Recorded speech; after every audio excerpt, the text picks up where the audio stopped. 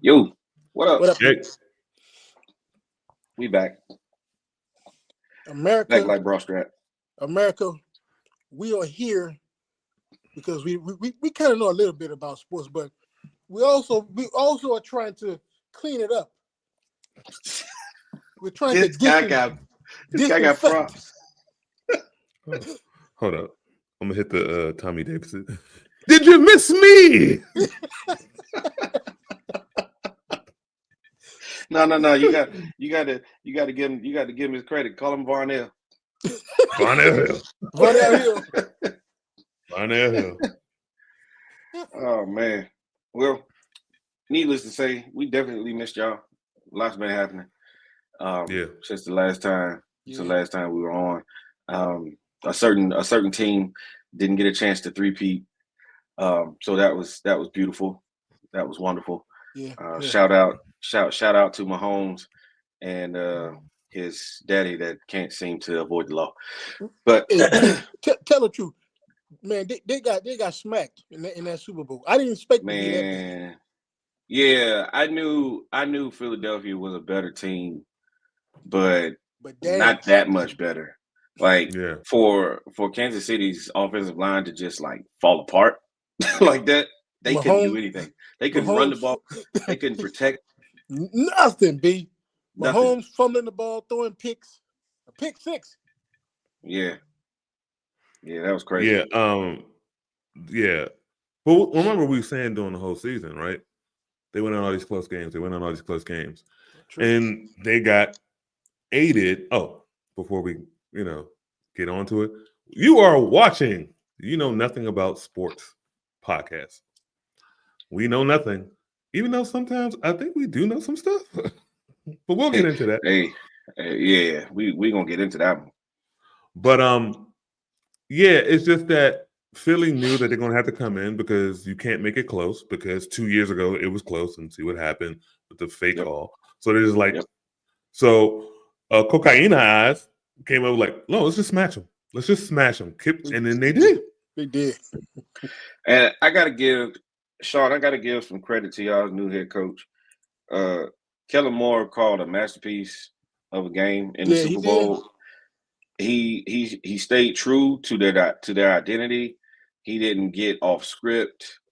He called a masterpiece of a game. So shout out to him.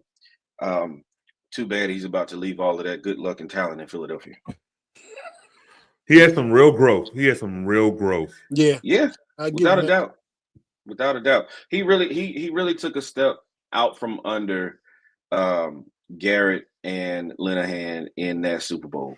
Like that was what I was afraid of. I was afraid that he was going to revert back to old habits and get pass happy and all of that. But to Kansas City's credit, they did a decent job on Saquon, but he had timely runs that still had to that still kept them honest. Mm-hmm. The play calling fit the situation for the Eagles. But also, you also have to go with Spagnuolo was like, yo, it's just not him. I think he's like, yeah. I think his mind's like, we need to key on them. And I think Philly's like, they're going to key on him. And they're going to forget that the librarian is still really good. Devontae is still really good. Their tight end is still really good. And their offensive line is good. And that was with Sirianni, and then we're waiting on, and then they pounced. Let me ask y'all this. So we're giving Kellen more credit for calling a good game. What about the Eagles' defense? No, I'm giving everybody credit. I'm good. This is a total. Well, Vic should have. Go ahead, Brandon. I would say total team effort. Mm-hmm. Yeah, no, like I knew that Vic Fangio was capable of slowing down Kansas City just off of past experience with them. But to the extent that he was able to have those dudes go out there and completely starve that offense, I mean, of everything they tried to do, like everything, like they couldn't run the ball. They couldn't short throw. They couldn't get down the field because he didn't have time. Like They couldn't get into a rhythm. No. And Philadelphia, Vic Fangio didn't call one blitz the whole entire game. But it looked like it with the way they were running over the offensive line. Yeah. But what does that tell you? Number one, we talked about it before the Super Bowl, right? Howie Roseman. You saw all of those Georgia cats that he took. Nolan Smith, N'Kobe Dean, Jalen Carter. All those dudes had games, bro. I mean, well, I don't think N'Kobe Dean played, but yeah, like those cats had they had games, and it goes to show you, like, yeah, you can get cute and try to make it appear like you really know what you're doing by going to smaller schools and scouting. And to be honest, like true scouts and true GMs can do that. But sometimes it's better to just keep it simple. Keep it simple and know where the dogs are, right. Quote unquote, know where the dogs are. Good one. And go get them. Go get them and build your defense around surefire talent. Now, like in that draft, in Jalen Carter's draft, everybody was scratching their head. Why did the NFL allow Jalen Carter to fall to the Eagles? And a few weeks ago, we saw why. I add one more thing. Yeah. It's also their infrastructure. Maybe the reason why a lot of teams let Jalen Carter fall, because they ain't got the structure like that. So the things that he was doing in Georgia was probably going to happen at a bigger scale, more magnified scale, with money in their city. Yeah, right. But Philly's infrastructure is so good. There's like, no, we can take that. We can do this. We can rehabilitate you. Look what we did. Look what we did for Vic. You know, because Howie was there. You know, so. But it also speaks to like the same thing, but with the coaching staff, because how many times did we see Nick Sirianni blow up on the sideline like a little boy? And how many times did we call for his job? How many times did we say, you know, Nick Sirianni may be gone before the season is over, right? A lot of people said that, B. How many people were waiting in the wings for his job? For real. Yeah. And, you know, fast forward, you know, a few weeks later, he's a Super Bowl champ, Super Bowl coach. So, yeah, I think that's a real good point about the infrastructure, because, I mean, it works both ways. It works with the players, and it also, you know, works with the coaching staff as well. If Vic coached from the sidelines and not the booth, you might have seen a repeat of 1985, where both Mike Ditka and Buddy Ryan were lifted up after they won. You could have seen that with Vic. Vic has always had the defense to beat Kansas City. He just never had the horses. When he was in Chicago, he had pass rushers, but he didn't have the linebackers in the corners. In Denver, he had the safeties in the corners. He just didn't have the pass rushers because Vaughn was hurt one year and Bradley was hurt, and then he definitely didn't have the linebackers. Yeah, Miami, that's a joke right there. This team had it all for him, and then the thing about it is, for his pass rushers, none of his pass rushers are elite. His interior and linebackers are nice. That's where the strength is, K-Man. Yeah. So I fear what this defense looks like once again if they get Myles Garrett. I fear what this defense looks like. Just hand them the trophy. I think it's going to happen. There's nothing stopping them from doing it unless Cleveland just says, we don't want to send them there. We're going to send them elsewhere for a different kind of package. Well, you heard the reports. Miles wanted a talk with Jimmy Haslam, and Haslam declined it. He turned him down, because he doesn't want. You're not going anywhere. And I'm just saying, this is terrible ownership at its finest. You get a haul, because you're not doing anything with him. You're wasting. Exactly. You have a great asset right here. What's the worst? What do y'all think that's the worst that could happen to Myles Garrett if he doesn't get his trade? He's not going to play. How much money will he lose though? He'll lose off-season money. Yeah, and I don't think workout bonuses and stuff like that. And he'll get fined for not going to training camp. But we've seen this man's videos. He stays in shape. Yeah. Yeah, he has a work ethic. Yeah. He has a work ethic. The worst thing that can happen to him is him remaining in Cleveland. That's the worst. He's already there. He's already there. But B, if just think about this from a locker room perspective, if he stays there, how do you think the locker room is going to respond? And say, man, you causing all these distractions, man, and then you get fined, you're not going to play, and then it ain't like that. It ain't like that. It ain't like that. It ain't like that because for the most part, these locker rooms are very fraternal, and they understand that it's a business, and they want what's best for each other. Yeah, they love playing together, but at the end of the day, they want dudes to win, like both on the field and financially. So, it's not like that at all, and I don't think that I don't think that Stefanski, he's not great, but he's good enough to hold that locker room together and not allow that to tear things apart. The only thing that may tear the locker room apart is Deshaun Watson walking back in there come August. They restructured his deal again. Yeah. They saved $36 million in cap space, which I thought, they were just gonna designate him a post June 1 and get rid of him. But I mean, hey, here we are. But also these dudes share the same. A lot of these dudes share the same agents. True. They all in group chats. He probably told them way beforehand. You think Denzel Ward ain't thinking like, all right, if Miles goes, then I can ask for next year because these dudes want to win. It's money is great and they have money, but now it's like it's legacy time. And let's be for real, Myles Garrett, he's on that right level of being with the all-time greats. Mm-hmm. But you need playoff games and experience and havoc to reach that. Yep. Which LT did, which Reggie did. Yeah, of course. He's 29.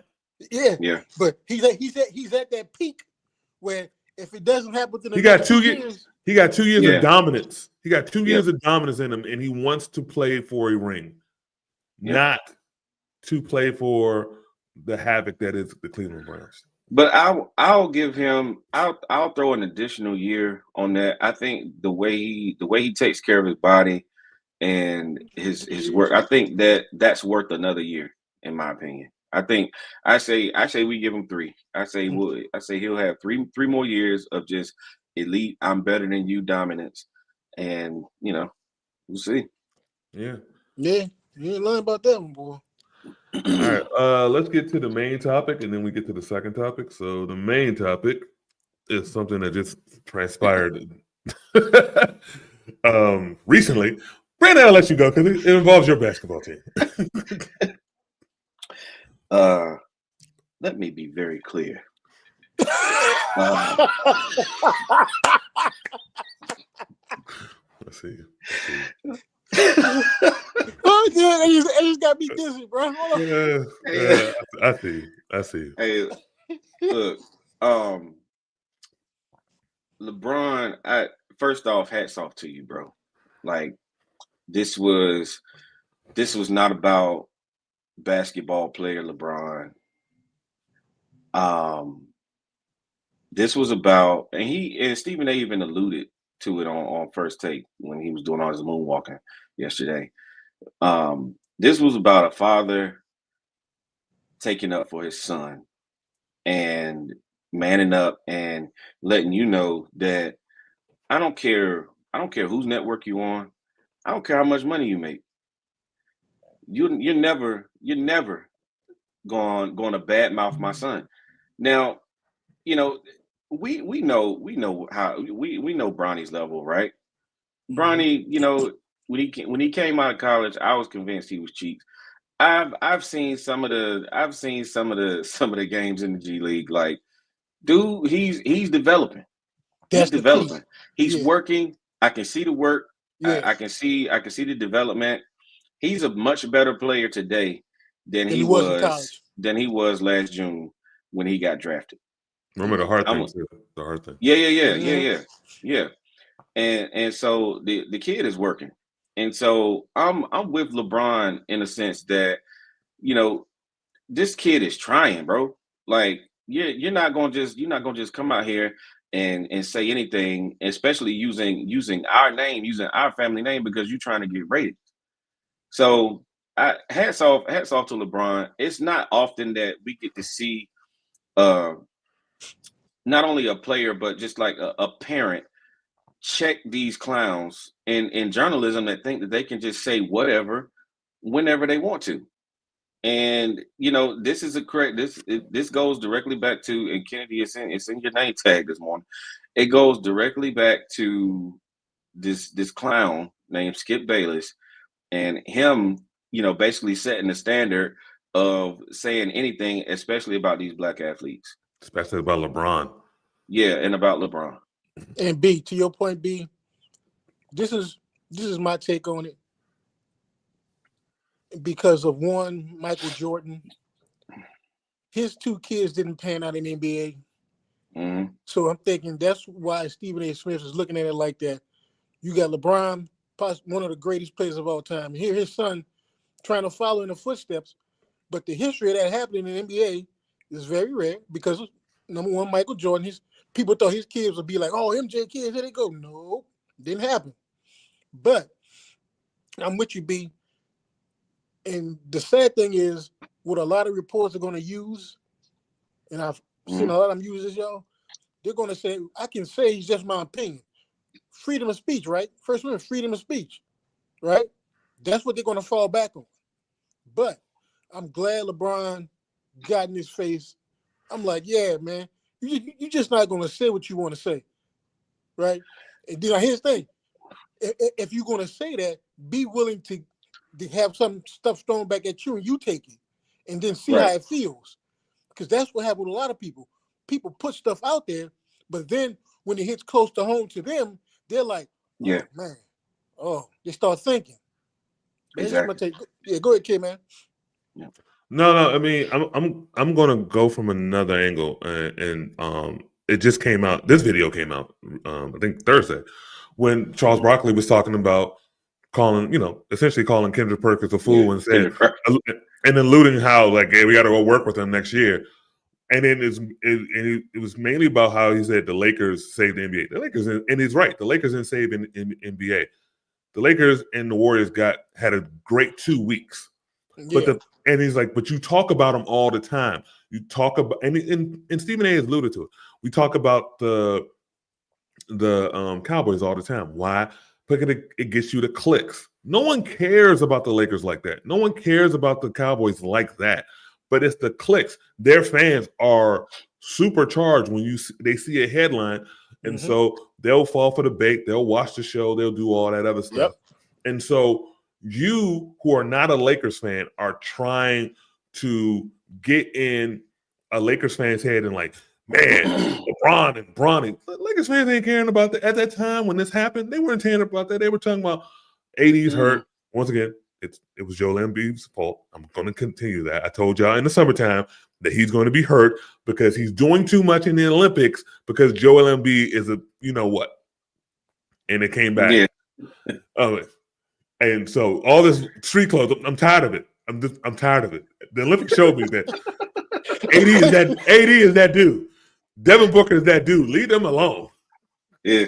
But back to the point, it's just so you're saying it to create clicks when the Lakers are trying to discover themselves with an amateur head coach and the lineup, but you wanted to use the LeBron thing, which was a non-factor, main non-factor. Yeah.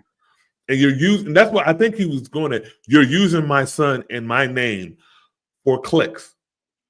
And the thing about it, Stephen A. has two daughters. What if I start saying some stuff about your children? Okay, man. That's what I'm saying. Right. Exactly. Now, I will give him credit here.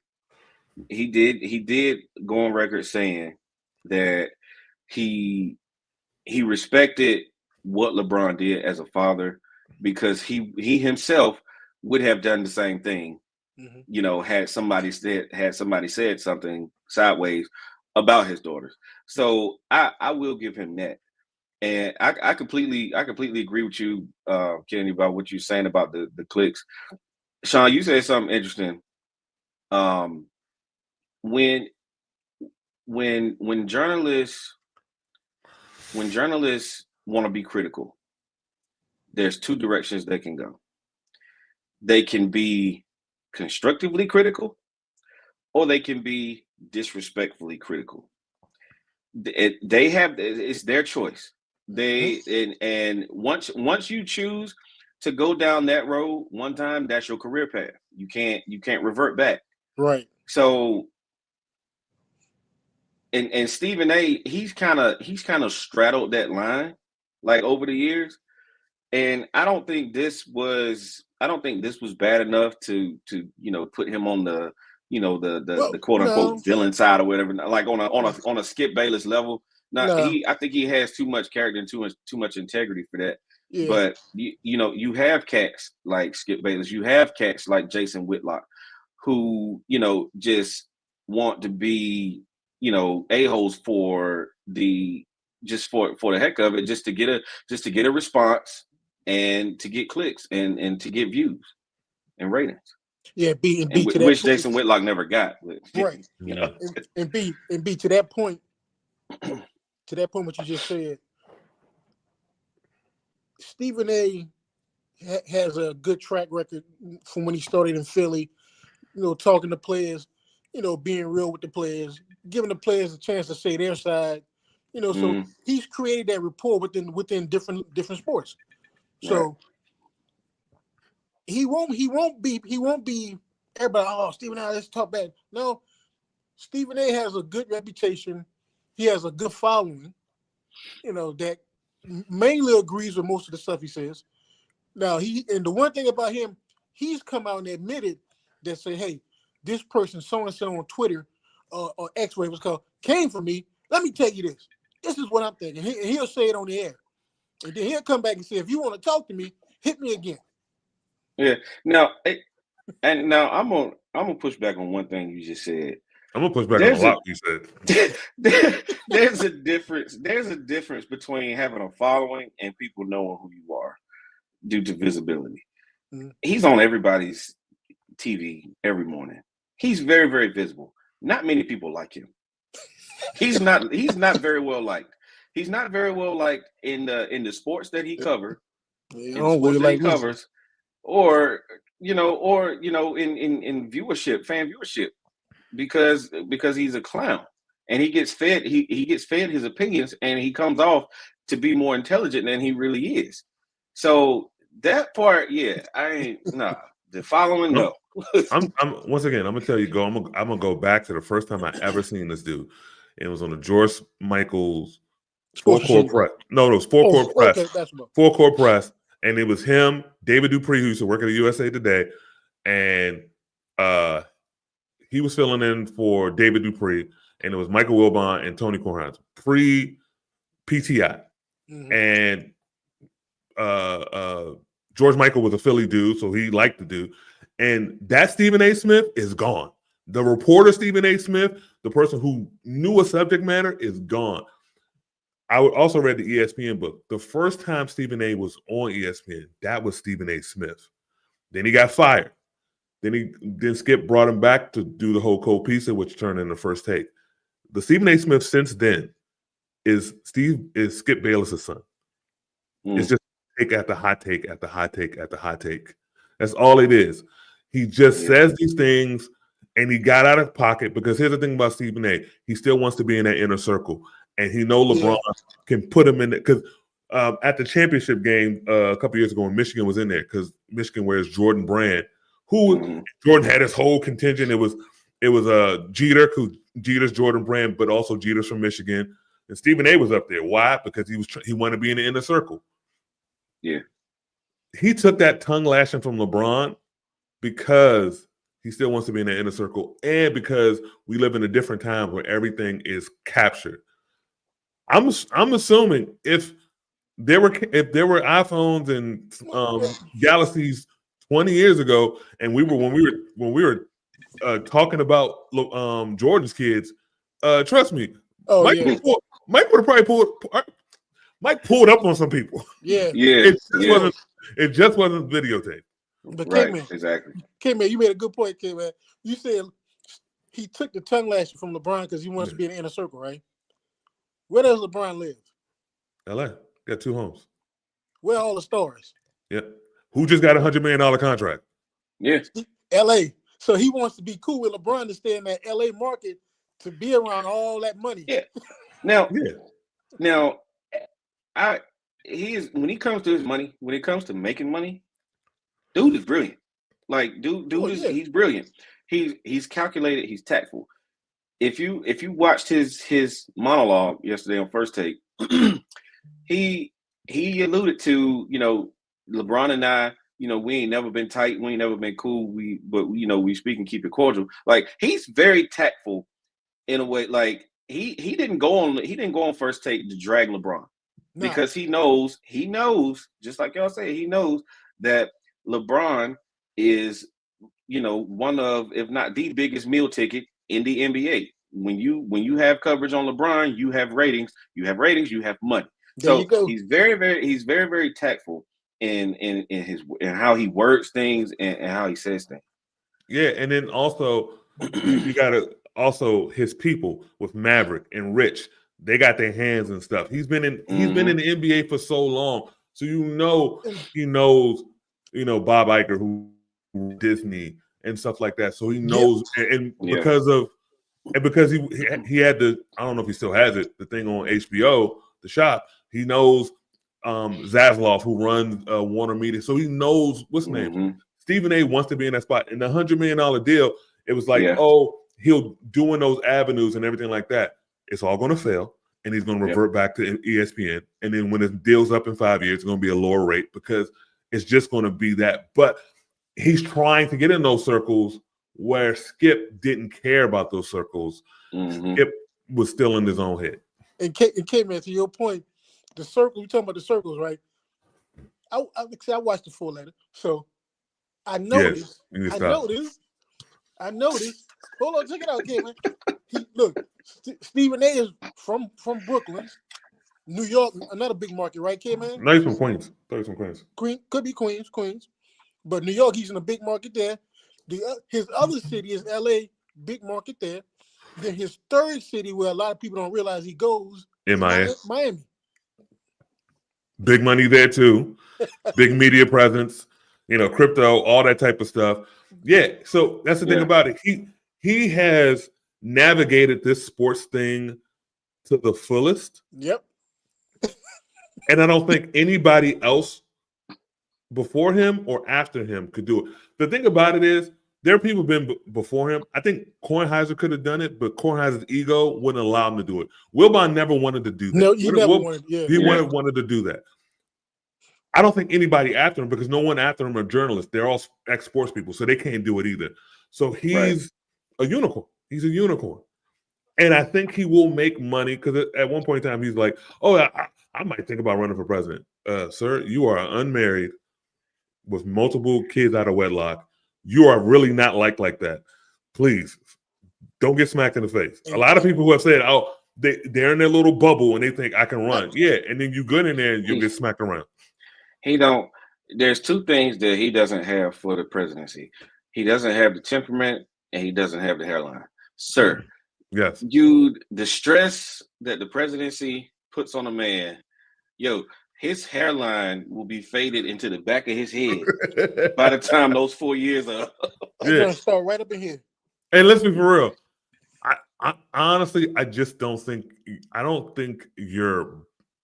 A lot of people think they're bright. I think a lot of people think they're bright, and they just don't understand how you can see when someone is super bright being in that spot, because you're always in that spot. Yeah. 44 was bright. 42 was really bright. Right. 40, potentially 47 could have been, if she would have got the job, really bright. Yeah. The problem with her is she has ovaries, and the way they cover, and she has melanin. The way they cover you, you have to dance too much, and she couldn't be herself. When she's doing the cooking videos, when she's just talking, that's herself. When she's doing, but when the all the cameras on it, but nonetheless, he's not that bright. He's smart. He ain't that bright though. He knows how to navigate, man. He knows things. He don't know everything. He's a New Yorker, and Yes. New Yorker will forever know how to talk to you in a way that will make you think otherwise of what they really are. Thank you, Brandon. Thank you. He is a New Yorker. Don't some New Yorkers remind you of that game where they do in the car? He said, "Find the queen, find the queen, find the queen." Yeah, 3-car monster. No, personality. That's what a lot of them are. Yeah. That's what a lot of them are. And they think watching all these podcasts from all these rappers from the 90s, they're hilarious because they're like, nah, for us, it was about being the king of New York. We didn't care about, we don't even care. When they used to say we don't care about every other state, we don't even care about Buffalo or Albany. No. We only care about New York City. And I was like, wow. I was like, what? And that's how the South took over. Because they used to be like, I don't care. He's like, I don't care about what. I was just caring about how they felt me in Queens and Brooklyn and Staten Island. And I don't care. I don't care what they think of DC or Philly or Charlotte or Chicago. I'm gonna tell you, when I was in the Army, there were like two dudes. I know one he was from kind of upstate New York, but there's one dude, he was from Queens. And he literally told us that for 18 years of his life, he had never went outside of Queens. He had never been to Manhattan. He had never been to Brooklyn. And I'm looking, I'm like, you know, he was like, no, I did everything. We did everything in Queens. And I was like, what? Yeah. Brandon, I'm going to give you two individuals, both from New York. You know them. The realest in the room from New York City. Yeah. Black Shear. And Robert Vaughn, who was from upstate New York. Oh, man. Yeah.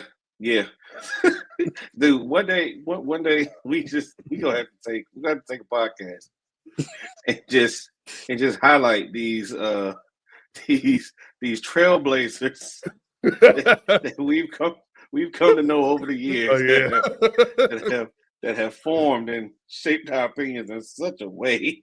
Yeah. Because the two dudes you just mentioned, man, you had to know them, you had to be there. Yep. Yeah. We're gonna dedicate a pod. We're gonna dedicate a pod. We're gonna take a stroll down memory lane and that'd be a good name for it. Yeah. All right, let's get into NFL previews. But before that, breaking news. Geno Smith just got traded to the Las Vegas Raiders. What are your thoughts on that?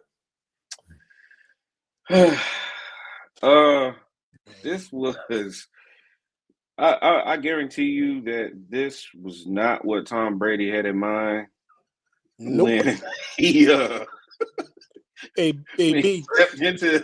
when he stepped into that role over there. This is all Pete Carroll. This is a guy that Pete Carroll's familiar with. Mm-hmm. And this is what this also is that these quarterbacks in this draft are not good enough to come in day one and start. Right. So even if they do take Shador, let's just say even if they do take Shador, Geno will be his bridge. Mm-hmm. And so Shador can sit for a year or two and develop and get ready to step into the starting role. Geno as a quarterback, good. He average to good. He's not great. He will win you games. He will lose you games. But they're in a better position now at quarterback than they were this time last year. Hey, B, I'm gonna tell you something, B. You said Tom Brady, I bet you Tom Brady was letting the experts fly when they got Geno Smith. But you got to think, like you said, Pete Carroll is familiar with him.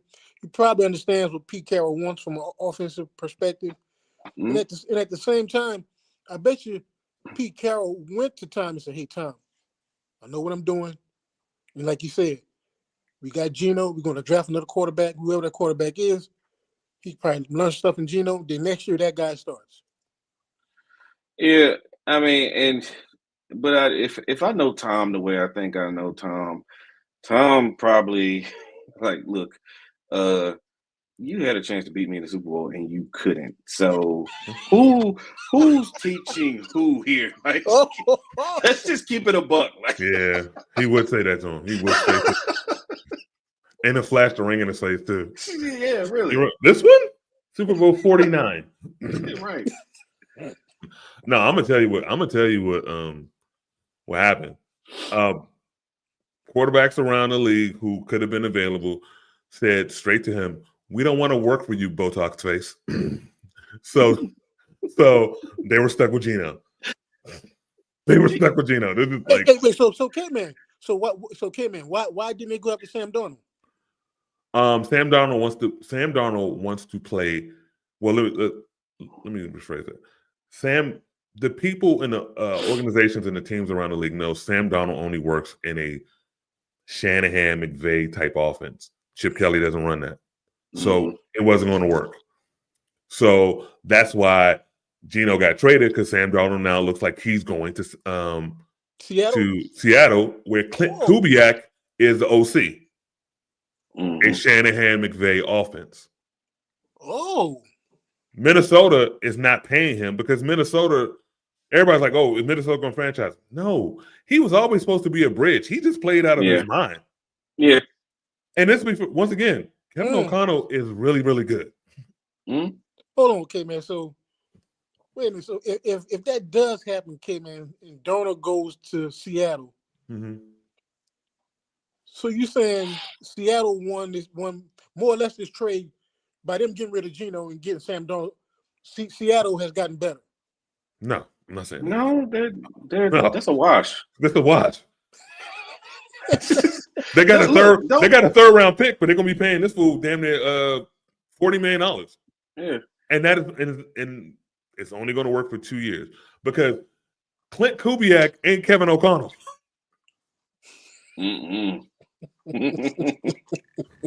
There's no Justin Jefferson up there. There's no Addison up there. Isn't DK still a free agent? He ain't no free agent. He's still under contract. And sir, he wants out. And we're gonna get to DK in a minute. Yeah. But we're gonna get Brandon on that one. But don't sell my guy Jackson Smith and Jigba short.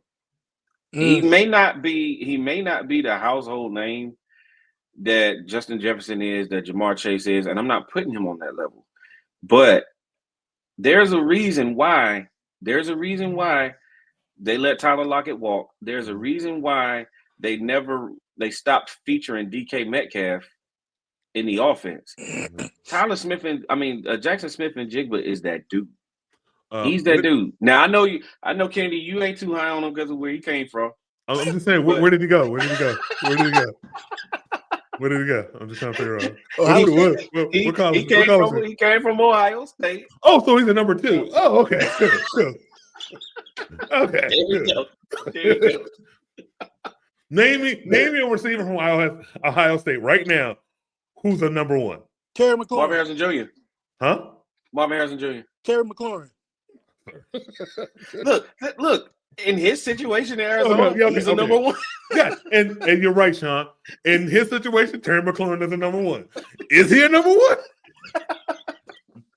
I don't know. On that team, yes, he's the number 1.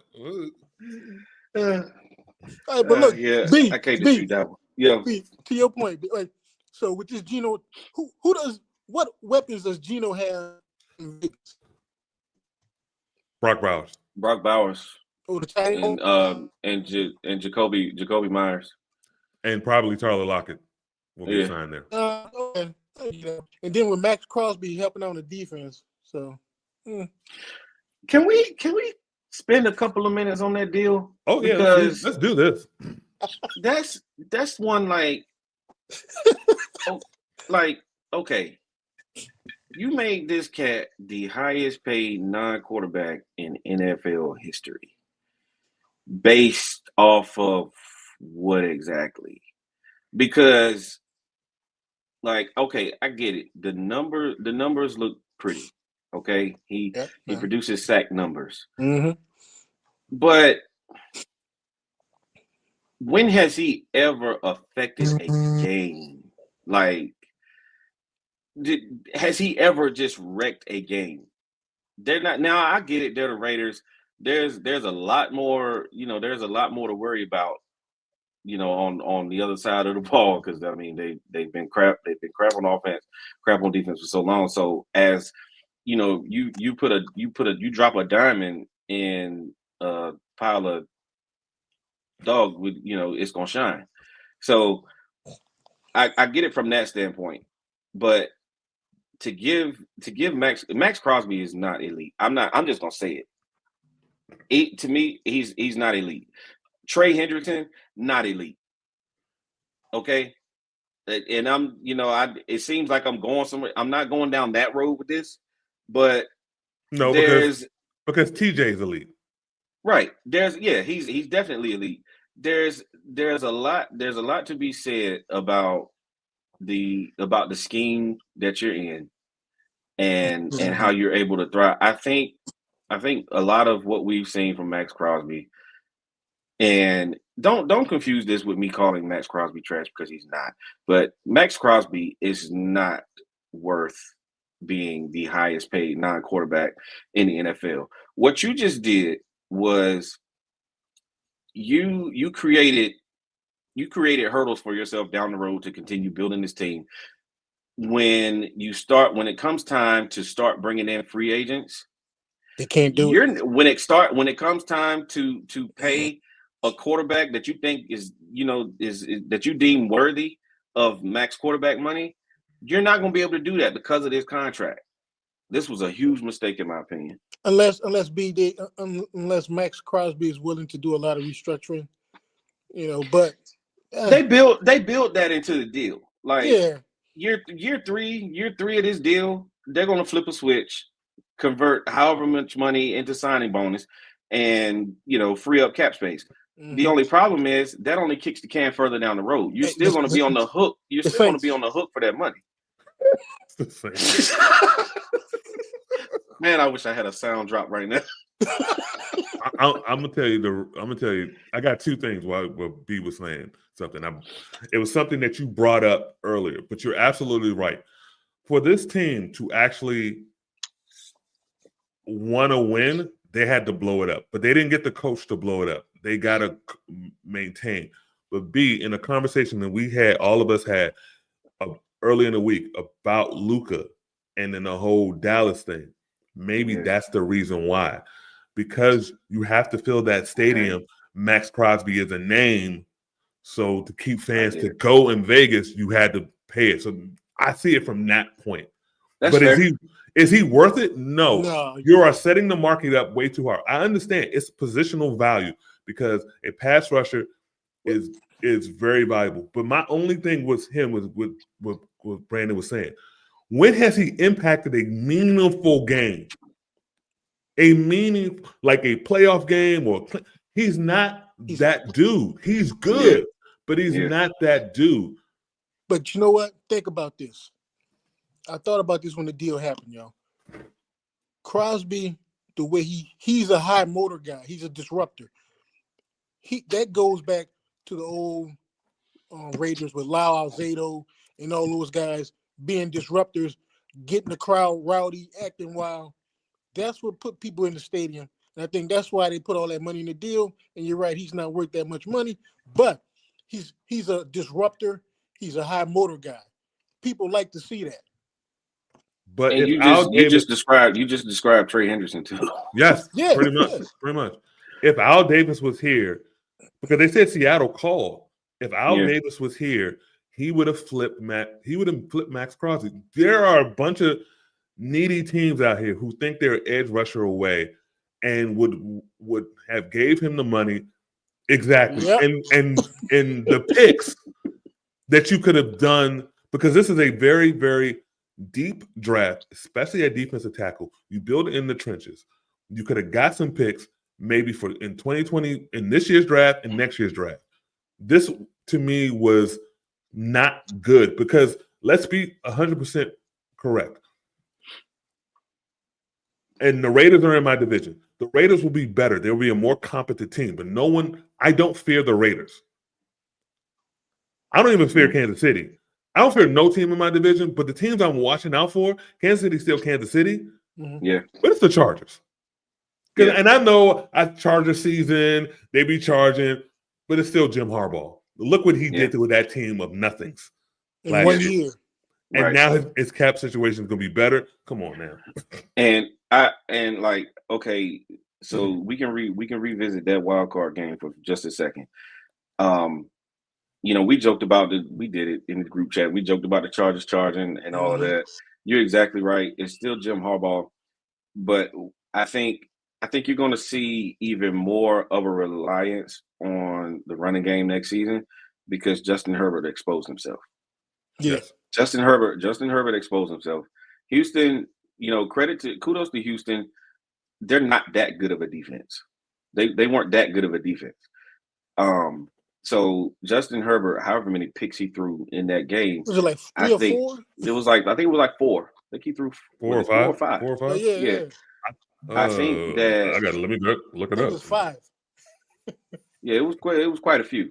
It was quite a few.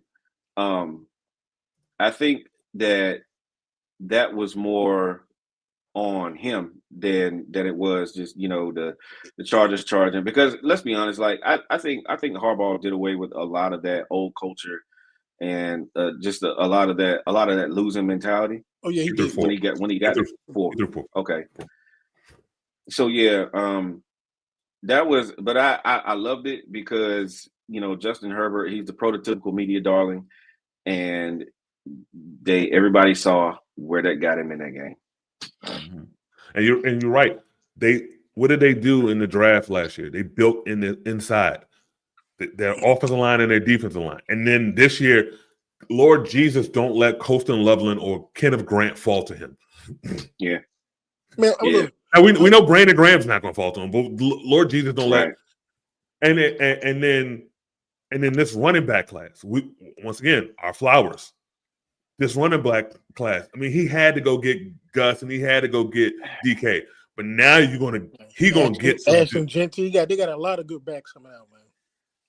Amari Hampton. Amari Hampton. That's Devin Neal. He's okay. I get everything about Ashton Jeanty. Like he's generational. But please, for the love of God, I know that Omarion Hampton, I know where he played. It's probably better. I know where he played. But between the tackles, Omarion Hampton is the best running back in this draft. Brandon.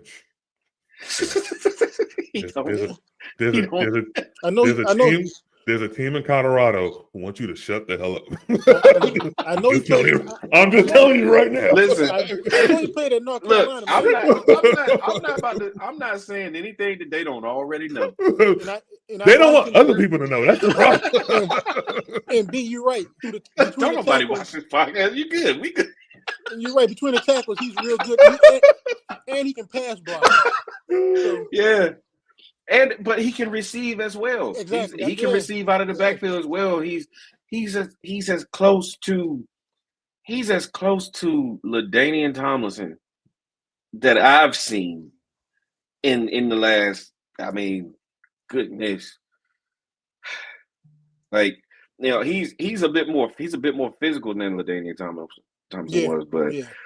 He's my guy in this draft, and no slight to Ashton Jeanty. Whoever Ashton Jeanty ends up on, they're getting a Class A stud. But Omarion Hampton is my dude, man. Yeah. When I watched the film on him, because I'm a channel flipper, so sometime on Saturday I'm flipping channels, and I caught a couple of his runs. I caught a couple of him catching the ball at the backfield, and I seen him block, and I was like, oh, okay. And I felt bad. I'm like, he's playing for UNC, which is not on a lot of people's radar. Won't be on TV that much. Right. Exactly. But and I'll say this, and then we can move on. One of the qualities that I love best about him, though, is Like he gets stronger as the game goes on, and when the game is on the line, he wants the ball. He wants the ball, and in those moments, he knows how to be special.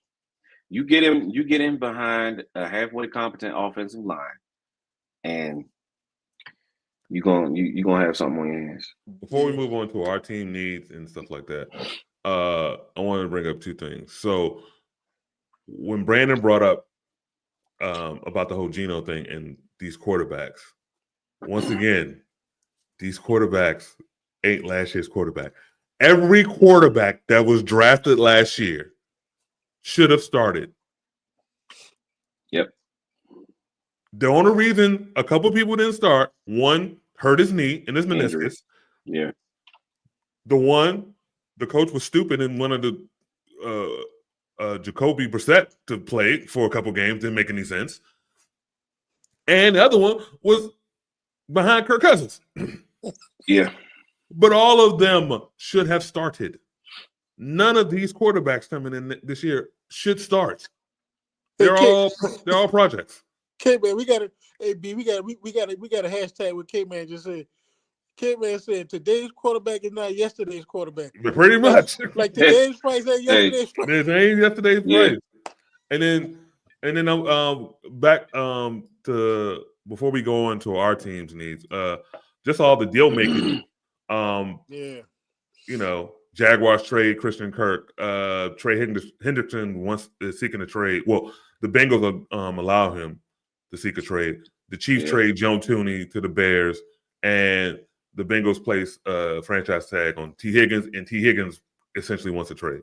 Right. But I want to go to what Brandon called DK. Yeah.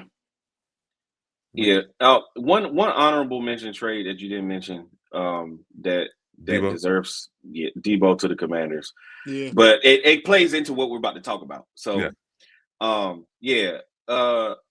both in our group chat and on this podcast, I'm on record. I think we were talking about Baltimore specifically. Yes. In how, you know, Lamar still didn't have a reliable a real true number one receiver.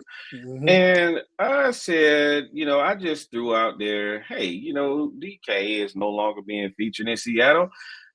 Pick up the phone and call just to see, you know, what they may be willing to do. And lo and behold, a few months later, who comes out and requests a trade because he's no longer featured in the offense? Had you watched this podcast, you could have got a leg up on the rest of the league and probably could have gotten him for a better deal than what Seattle is asking now. They are asking something outrageous right now, and I don't think they're going to get it. A 1 and a 3. A 1 and a 3, yeah. Plus he wants a new deal. Right. They're not. I don't think they're going to get that. Now, DK is still DK. He's still young. He's still, you know, he's still DK. And so wherever he ends up, I think, you know, they'll be obviously getting a number one, but that's the key, where he ends up, like who pulls the trigger on the deal. Now, Washington, they blew their they blew theirs prematurely because they just couldn't wait. It's, you know, they went window shopping, and they are better. Let's make this point right. They are better than they were prior to this trade. But this trade does not keep you from going back to Philadelphia in January and getting whopped again. Debo is not that guy. So for all the Commanders fans that are either watching now or may watch this later, I don't want to rain on your parade, but you still are in the same position prior to that you were prior to this trade. You still don't have a number one. Debo is not the number one guy that you think you're getting. Debo, because of Kyle Shanahan and him, you know, knowing how to use guys. God, I could say something here, but I'm not. Debo's used up. Okay. he's used I think up. I know what you're about to say.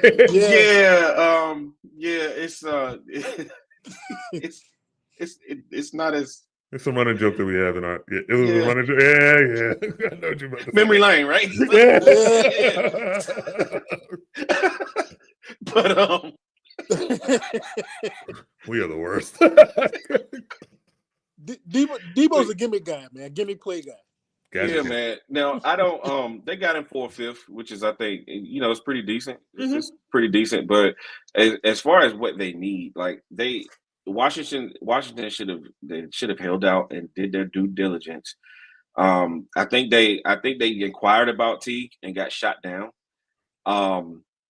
But a few days later, here comes DK, and DK's better than Teague. Yeah, that, and then because of your mistake on Marshawn Lattimore this past season, now you don't have the type of capital that Seattle's looking for, or that may get a deal done to get you DK. So now I'm like, Baltimore, where y'all at? Pittsburgh, where y'all at? Like, I think it might be an arms race between the two of them. Oh no, I think I know where DK's going. Yeah, B, you're right, B. I'm gonna tell it's not those 3 teams. I'm gonna tell you what the Commanders are looking for. The Commanders are looking for people that can stretch the field, because Daniel's got an arm, and Debo's not. Debo can't stretch the field. That's why I said they're gonna use him in gimmick ways. But like you say, if they would have waited and got DK, because DK still got that speed. Yes. DK can stretch the field for you. You put DK on the opposite side of Terry McLaurin? Oh. Also, let's bring up Cliff ain't Kyle. Cliff ain't Kyle. No. Dude. I call Kyle Shanahan Kendall Roy, and I still mean it, but he's still better than Cliff. He's still better than Cliff. No, and go ahead. And you're absolutely right. If you'd have put DK with, because they got the money. That's the thing. That's the beauty of these quarterbacks. If you hit on them, they cost you $6 million for the next 4 years. So you have a window. You have a window to take advantage of. Yeah. Yeah. You said you said that you think you know where he's going. Yes. Now, is that team the team that everybody else thinks he's going to? Because I know it's been put out there. It's been put out there that he's going to end up in New England. That is the team I believe they're going to go to. I think first of all they have the most money. Yep. Mm-hmm. They have their quarterback. Their whole thing this offseason is to get him a protection and a weapon. Yeah. And this wide receiver class isn't that great, so I can see them going after him. They got a proven coach, Mike Vrabel. So yeah, I ain't mad at it. Yeah. But I just that one felt good. And we had a couple of those moments. We had a couple of those moments recently because a certain running back just broke the bank. Saquon Barkley, 2-year, $41 million extension, and just 3 random dudes just in November talked about hey, look at all these running backs, what they're doing. It look like they're coming back. Yeah, exactly. And our main running back, who's the running back guy. I told you, it seems like for like 3 or 4 years in a row, everybody's on the edge rusher. Then they should know 3-4 years later, there's on the quarterback. Now it's back to the running back. Yep. And here's the thing about it. I remember watching the podcast and they hit a point that was like chef kiss. This running back situation, Mel Kiper, whatever. But the depression of running backs the last 12 years, it's all because of one person. Trent Richardson. Mm-hmm. He was drafted 3rd or 4th in 2012 after Robert Griffin III and Andrew Luck, and he was absolute utter garbage. And they said, we're not doing this anymore. Yep. Can't argue that right. one, man. And so it depressed the market for so long to even Derrick Henry. When I say that Myles Garrett is close to that upper echelon of pass rushers. Derrick Henry's there. He's there already. Yeah. And he was drafted in the second round because of Trent Richardson. Yep. So they're coming back. This class is going to set the table. These high school kids are like, oh no, I don't have to be a linebacker anymore. I don't have to go to be a corner or a safety. I could play running back and get paid. Saquon getting paid. I believe Derrick Henry will get a bump. Yep. Brandon, sorry, but Bijan's going to get some money down the line. Yeah, you just made me clench up a little bit. But But I think that's going to happen because I think these dudes are coming in, and I hate this word because it's overused because Sean Payton overuses it, but it's the truth. The Joker, a running back who can run, pass block, and is just a chess piece. There's so many of them in this draft, and there's probably some more coming down the line. And K-Man, to your point, like I said, I played running back and I watched the position. That's the position I watch when I watch football games. Running back. That's me. But in B, the man you got, Bijan Robinson, that draft kind of started that mode where K-Man just said, the Joker, where all these backs are coming out of college where they can block. They can catch the ball at the backfield. It's complete. Yeah. They know how to cut. They know how to follow their blocks. They know what to look for. Yeah. It's these Le'Veon Bell without the Le'Veon Bell head issues type players. Yeah. There you go. Yeah, buddy. All right. So as we close it out and we talked about everything, let's talk about your team. Sean, we'll start with you because it won't take that long. Your Saints. Dun, dun, dun, dun. Well, look, man. I keep it 100. We in cap hell. We made some cuts. When I checked Thursday, we were still like I think 41 million over the cap. We made some cuts. We're still 41 million over. You wrong as hell, B. Sean, look at your tag. What is it? Your tag. Oh, I let the extra fly. No. Hold on, the sub tag. What they say? Cap hell. Oh.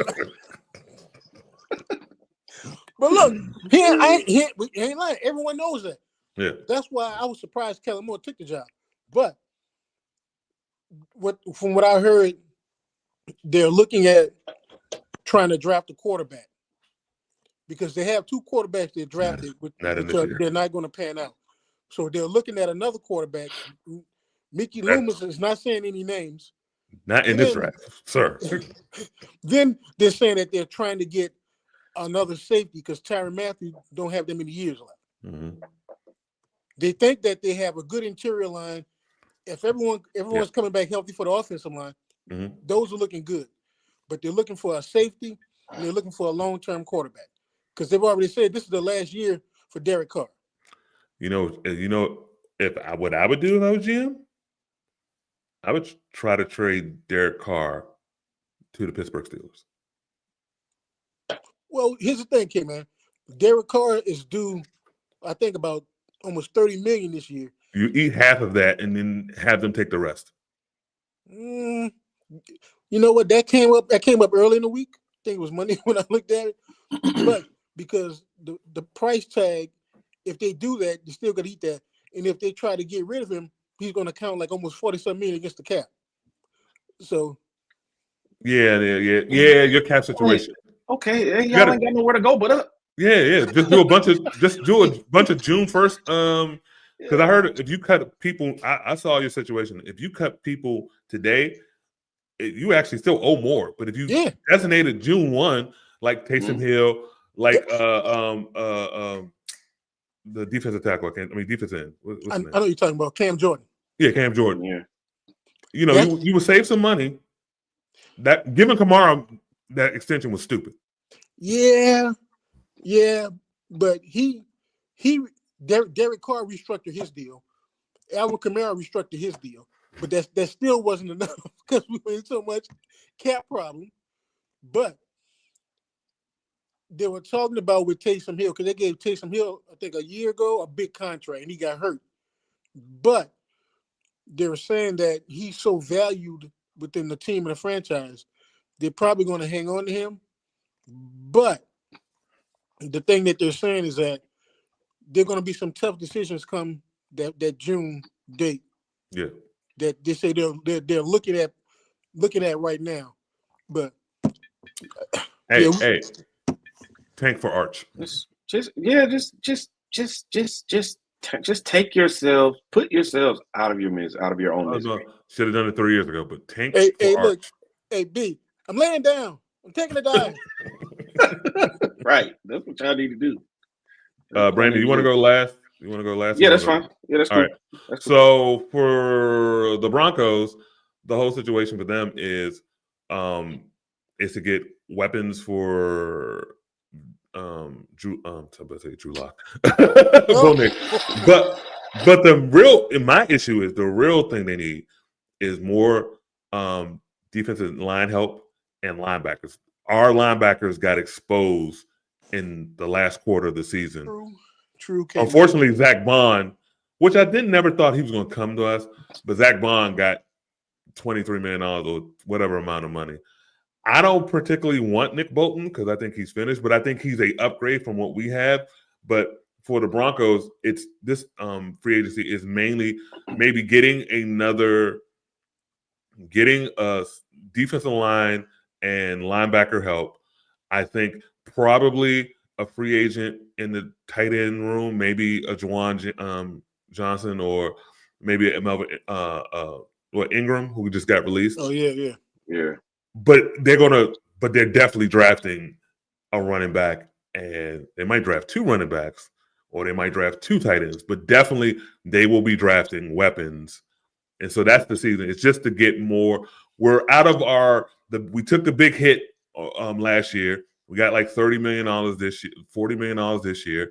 We got pretty much all our first 4 picks in the draft. So, I mean, first 4 round picks in the draft. So I think it's just mainly about we're out of the cap situation. We're out of the deficit of draft picks. And now it's just building and taking advantage of the window of cheap quarterback rookie contract. Mm-hmm. Brandon? Yeah, I think for us, before I get to the draft, there's one obvious domino that needs to fall. As we get into free agency next week, we gotta figure out a way to get Kirk Cousins off of this roster. Now he told Arthur Blank that he wants to go somewhere and start. Now, as outlandish as that seems, it's not that far of a stretch. Not that much of a stretch because of how weak this draft is at quarterback, and how trash quarterback is in free agency, this upcoming free agency. So it's not outside of the imagination that he'll go somewhere and start. The thing about it is finding a team to play ball and play ball with that contract. Yeah. Finding a team that needs a starter. That part. That has the cap space to accommodate him, so that maybe he can be a bridge to another guy potentially, like he was supposed to be for us. So that who are the 2? Titans mm-hmm. and Steelers. I can I can see that. The only thing that gives me pause about the Steelers is that might be too much. That might be too rich for their blood. That contract. Yeah. That's why I said that's why I said the Titans first, because they got the money. Yeah. And they got the pick. The only way I think we get a deal done with the Steelers is if we come up with some kind of agreement where we still pay like half or something like that. Either with the Derek Carr or with Kirk Cousins. Yeah. You're gonna eat them. Man. You're gonna eat them contracts. You're gonna eat some of them contracts. Yeah, but see, that's the thing, okay, man. Like B just said, is it worth eating that money up though? It depends on where you at as a team. It depends. Like if you now, if I were the Steelers, I'd much rather have Derek Carr than Kirk Cousins because of the physicals. Yes, but like Pittsburgh. Now I'm not going to say that they're a quarterback away because I still think that they need help on the outside. I still think that George Pickens needs help. Mm-hmm. But that might put them in a divisional playoff next year if they have better quarterback play. Yeah, I give you that. So what y'all need, B? So obviously, we need a pass rusher, right? Probably two of them. One of them is probably going to be either Joey Bosa or Khalil Mack. That's just is cheap, serviceable labor. No Josh Sweat? Too rich. We don't have the cap space. I don't think we have the ability to do some restructures and do all that, but that ain't really how Terry Fontenot gets down. So I think we're going to look to the draft.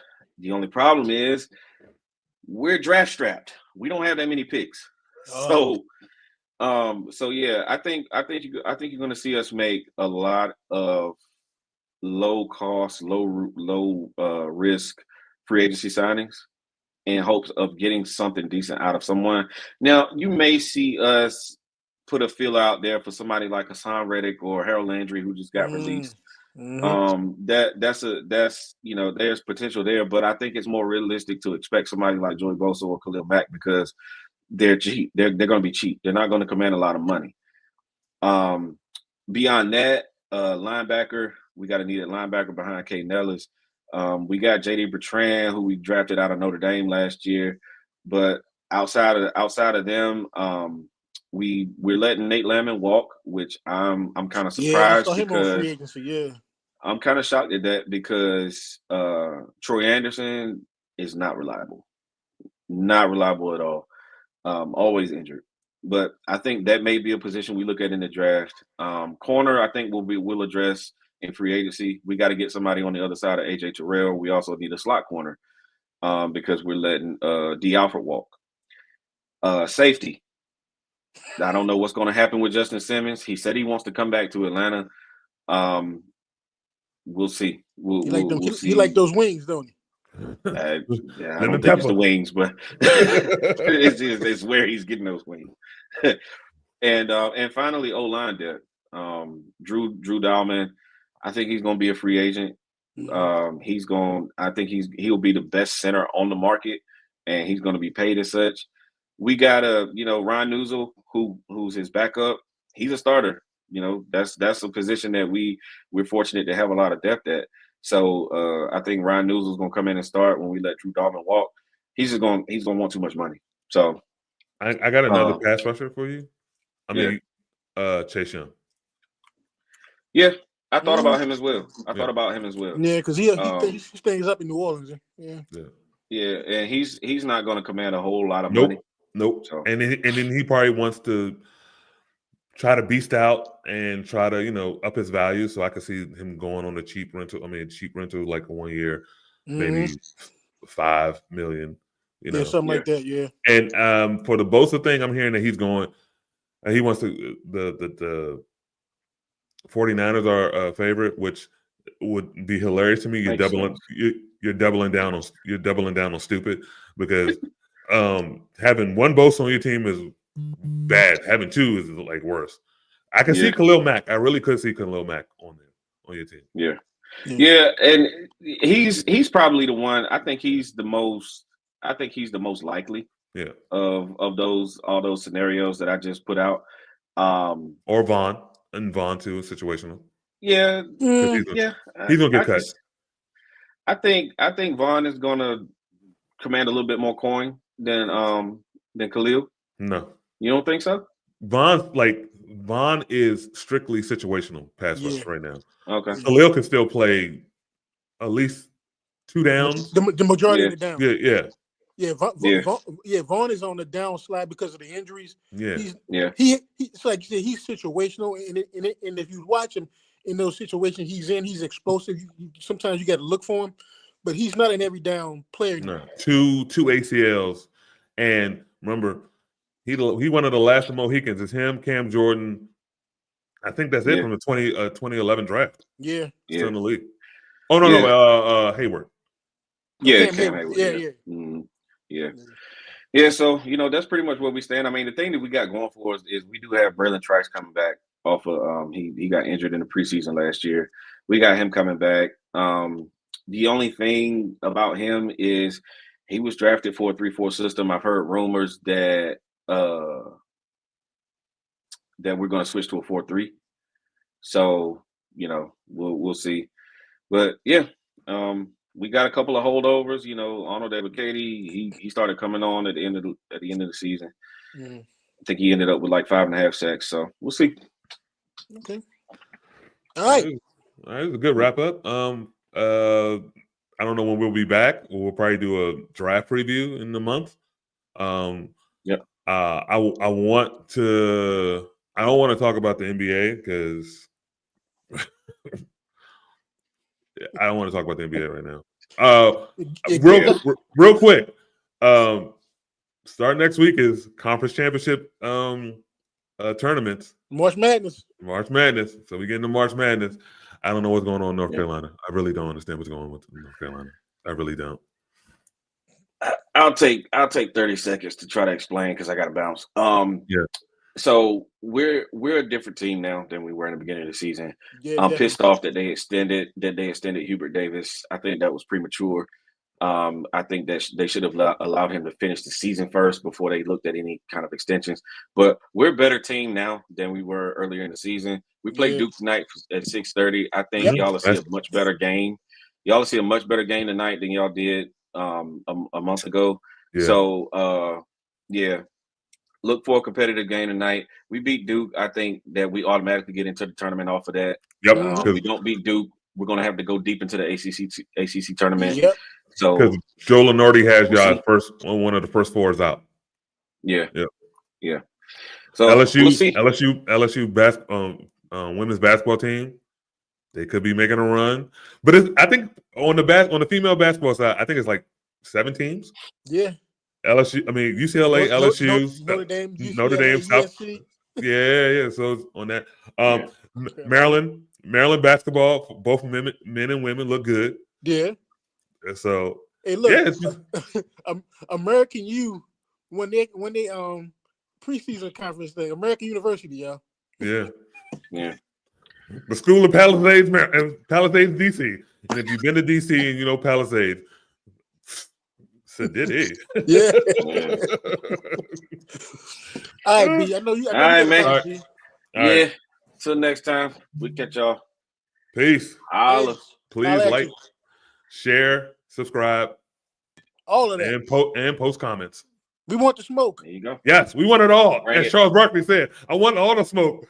And I'm gonna walk through He really don't, but okay. Well, from Kendrick Perkins, he does. I wish they had a prop where I could have some smoke going up in his joint. Let's just get a celebrity boxing match on and get it over with. Yeah. All right, man. All right. I'll let y'all. Yep. Later. Yeah, I got